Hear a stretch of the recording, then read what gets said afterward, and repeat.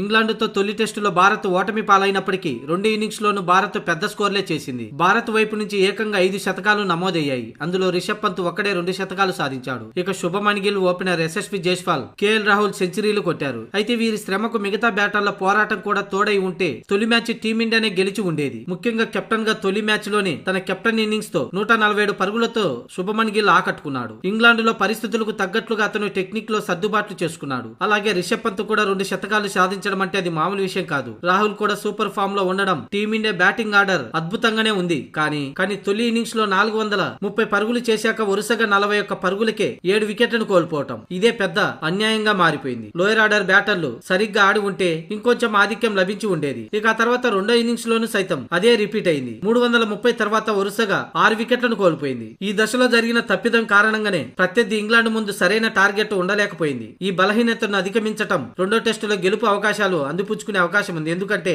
Team India top order form లోనే ఉంది కాబట్టి బ్యాటింగ్ లో మంచి స్కోర్ సాధించిన లోయర్ ఆర్డర్ లో బ్యాటింగ్ చేయడం వల్ల అటు టైం కలిసి రావడంతో పాటు అధిక లీడ్ దొరికే అవకాశం ఉంటుంది. ఇక ఫీల్డింగ్ విషయంలోనే మెరుగుపడితే రెండో టెస్టులో టీమిండియా గెలవడం పెద్ద కష్టం కాకపోవచ్చు. ఎందుకంటే ఇంగ్లాండ్ బౌలర్లు కూడా అంతంత మాత్రంగానే వారి ప్రదర్శన కొనసాగుతుంది. ఒకవేళ జోఫ్రా ఆర్చర్ ఇంగ్లాండ్ ప్లేయింగ్ 11 లోకి వస్తే రెండో మ్యాచ్ లో తప్పక టీమిండియా ప్లేయింగ్ 11 లో బుమ్రా ఉండాల్సిందే. జూలై 2 నుంచి బర్మింగ్హామ్ లోని ఎడ్జ్బార్ స్టేడియంలో జరగనుంది రెండో టెస్ట్ మ్యాచ్.